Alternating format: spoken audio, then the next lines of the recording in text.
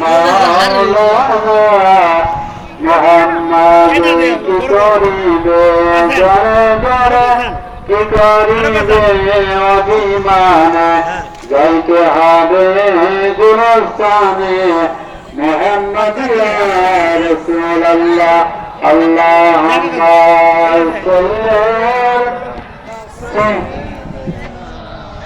مولانا محمد وعلى آل سيدنا مولانا সম্মানিত উপস্থিতি আপনাদের নিকট থাকবে আজকের এই নামাজ ঈদুল আজহার নামাজটা আমরা সবাই ফুল করতে চাই। নামাজ ফুল করলে নামাজের পরে কি হবে? খুদ্া হবে, খুদ্া সংক্ষিপ্ত আদায় হবে, দোয়া হবে, দোয়া সংক্ষিপ্ত আদায় হবে।